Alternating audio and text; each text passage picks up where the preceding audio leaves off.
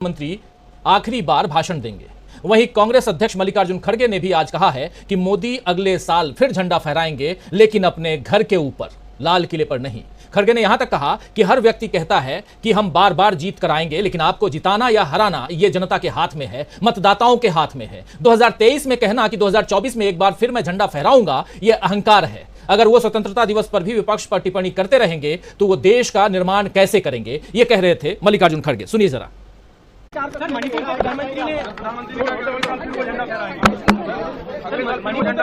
कहा कि राज्य और देश की वो अगले साल फिर झंडा फैलाएंगे, अपने घर के ऊपर फैलाएंगे।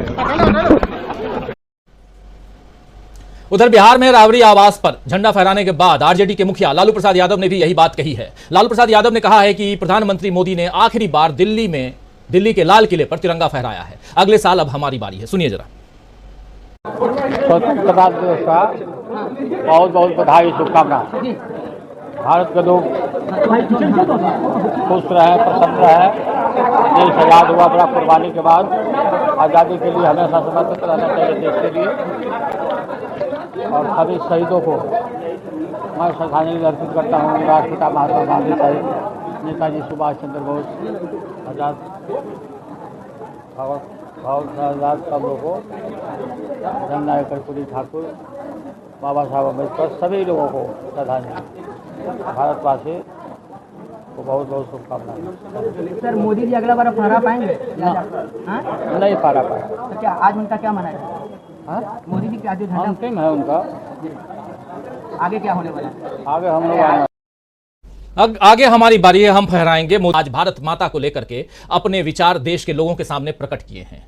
राहुल गांधी की निगाह में भारत माता के मायने क्या हैं और भारत जोड़ो यात्रा से उन्हें क्या हासिल हुआ, कैसे लोगों के प्यार ने उनके दर्द को हरा दिया, ये सारी बातें देश के सामने उन्होंने साझा की है। कुछ अखबारों में अलग अलग भाषाओं में उन्होंने अपने इस आलेख को, इस आर्टिकल को आज प्रकाशित करवाया है।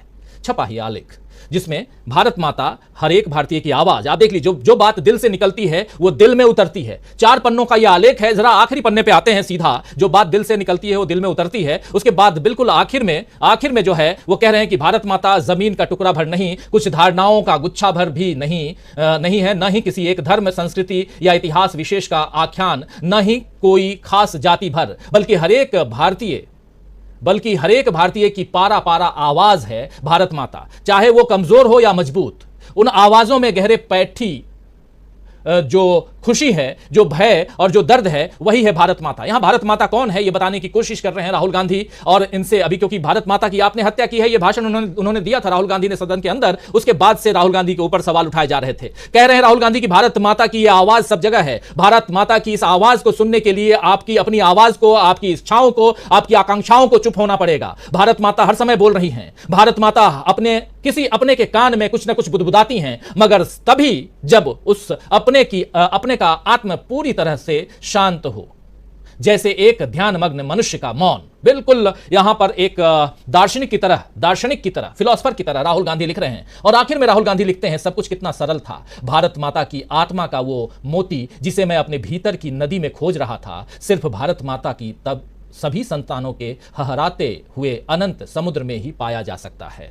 ये राहुल गांधी कह रहे थे अपनी इस चिट्ठी में कि भारत माता को जिसको मैं खोज रहा था वो कहाँ मिल सकती है। भारत माता, जो बात निकलती है, दिल से निकलती है, वो दिल से ही उतरती है। ये भारत माता के विषय में जो 4 पन्ने की इन्होंने चिट्ठी लिखी है, उसी चिट्ठी का मर्म यहाँ आपके सामने हम रख रहे थे। इस चिट्ठी को आप देख रहे हैं। राहुल गांधी बहुत कुछ यहाँ बताते हुए, बहुत कुछ यहाँ सुनाते हुए नजर आ रहे हैं।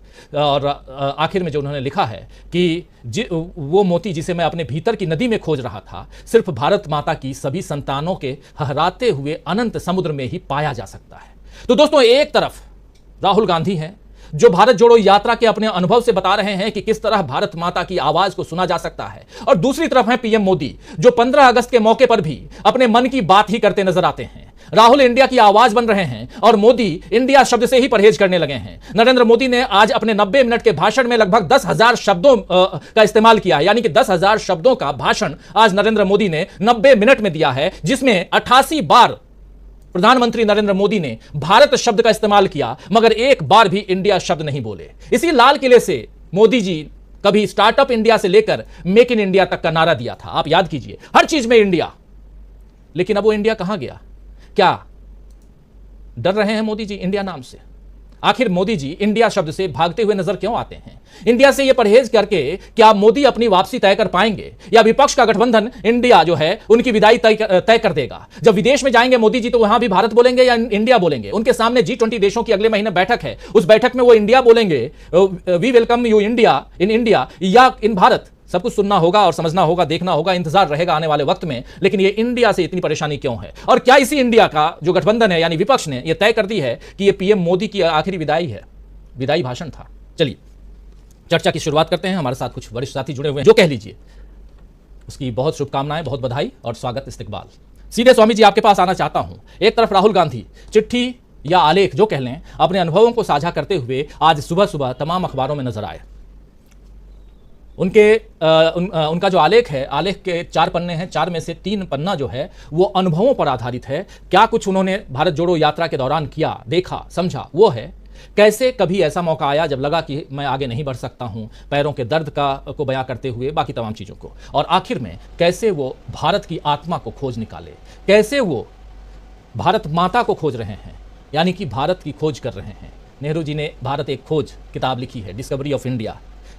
बहुत हद तक राहुल गांधी की राजनीति डिस्कवरी ऑफ इंडिया के इर्द गिर्द या उससे प्रेरित नजर आ रही है, अगर इस चिट्ठी को पढ़ें तो, इस आलेख को पढ़ें तो। दूसरी तरफ प्रधानमंत्री नरेंद्र मोदी हैं, जिनके भाषण को आपने बहुत नजदीक से देखा। उस भाषण के बारे में जो कुछ कहना था मैं रख चुका हूं। जरा अब आपके नजरिए से समझना चाहता हूं कि कैसे इस देश की डेमोक्रेसी को आप देखते हैं। एक प्रधानमंत्री जो दावा कर रहा है कि अगले साल भी मैं ही झंडा फहराऊंगा। लोकतंत्र में ये दावे कितने उचित हैं, वाजिब हैं, और यहां से लेकर के राहुल गांधी का जो ये आलेख है वो क्या कुछ कहता है?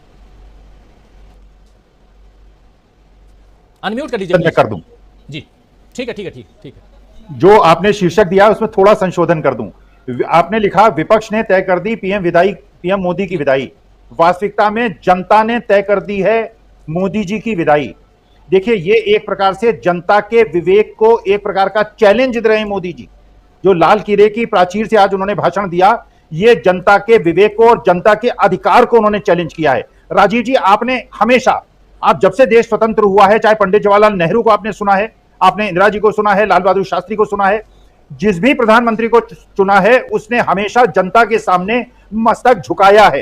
एक भिक्षुक के रूप में जो प्रधानमंत्री है वो खड़ा हुआ है और उसने कहा है जनता जनार्दन से कि मुझे तुम अगर अपना मत दोगे तो मैं तुम्हारे हित में काम करूंगा। यह भाषा आज तक आपने सुनी है। पिछले 77 साल में क्या आपने कभी ऐसी भाषा सुनी है जहां एक लोकतंत्र के अंदर, पूरे विश्व के अंदर जो सबसे बड़ा लोकतंत्र है, उसमें एक व्यक्ति खड़ा होकर यह कहता है अगले साल मैं यहां झंडा फहराऊंगा? इसका मतलब यह है कि आप देश की जनता का अपमान कर रहे हैं। और दूसरी तरफ देखिए, जो देश की आत्मा है, जो लोकतंत्र की आत्मा है, राहुल गांधी नोएडा जो ओखला फेज 1 में गए, हजारों लोगों ने उनको घेरा। जिस प्रकार से इकोनॉमिक एडवाइजरी काउंसिल के जो मेंबर हैं, उन्होंने एक आलेख लिखा और उसमें उन्होंने कहा कि संविधान में पूरा संशोधन की आवश्यकता है, वी द पीपल के चेंज करने की आवश्यकता है और ये संविधान जो है इसको बदलने की आवश्यकता है। इसका मतलब ये है, मुझे ऐसा लगता है कि एक प्रकार का आत्मघाती कदम उठाने के लिए, और जैसे मैं हमेशा ये कहता हूं, किसी गेम में जीतने के लिए 2 चीजों की आवश्यकता है। एक, आप अच्छा खेलें और दूसरा खराब खेले। आज के तारीख में आप देखिए, वास्तविकता में जो सत्ता पक्ष की तरफ से मैसेजिंग हो रही है वो हर वो गलती कर रहे हैं। आप सोचिए, बाबा साहब भीमराव अंबेडकर के बनाए हुए संविधान, जिसमें इतने देश के मेधावी लोगों ने अपने पूरे समय को लगाकर एक ऐसा संविधान बनाया जो विश्व का सबसे अच्छा संविधान माना जाता है, अगर उनके एक खास आदमी संविधान को बदलने और आमूल चूल परिवर्तन करने की बात करते हैं, इसका मतलब आप देश की आत्मा पे आघात करते हैं। और जिस प्रकार से आज मोदी जी ने बात की, ऐसा लग रहा था, और आप देखिए वहां बॉडी लैंग्वेज देखिए, जितने उनके मंत्री बैठे थे, बड़े बड़े मंत्री बैठे थे, आपने संसद में तो देखा ही था कि 5-6 मंत्री ऐसे थे जो सो रहे थे और उपकाई ले रहे थे। आज भी आपने बॉडी लैंग्वेज देखा होगा, जो मंत्रियों का ना हो, आपके श्रोता जो हैं एक बार फिर लोगों के मंत्रियों की बॉडी लैंग्वेज को जरा क्लोजली देखें, कोई उत्साह नहीं था। और जिस प्रकार से लालू यादव ने स्टेटमेंट दिया, और देखिए वास्तविकता में जो असली बात है, वो असली बात यह है कि राहुल गांधी जिस प्रकार से जनता से मिल रहे हैं, घर घर कोने कोने जा रहे हैं, उस सब्जी वाले को घर बुला के उन्होंने खाना खिलाया। क्या मोदी जी ने ये लोगों की व्यथाओं को नहीं सुना? उन्होंने गरीबों की आवाज को नहीं सुना? क्या मोदी जी ने, जो इनके पास इतना विशाल भवन है और इतना खानसामे हैं खाना बनाने वालों के, क्या इन गरीब लोगों की आवाज उनको सुनाई नहीं देती? क्या वो केवल पूंजीपति और बड़े बड़े लोग और बड़े बड़े देश के जो राष्ट्रपति और प्रधानमंत्री हैं उनको गले लगाने के लिए, झप्पी लगाने के लिए उत्सुक रहते हैं, उनकी पत्नियों को 7.5 कैरेट का हीरा देने के लिए उत्सुक रहते हैं? लेकिन मेरे देश की वो जनता, जो 80 करोड़ जनता आज पूरी तरह से अपने जीवन यापन के लिए, अपने बच्चों को पढ़ाने के लिए, अपने भविष्य के लिए चिंतित है, क्या उनके लिए मोदी जी के पास इतना भी समय नहीं है कि उनको अपने घर में बुलाकर उनको भोजन करा दें, उनकी व्यथा सुन लें?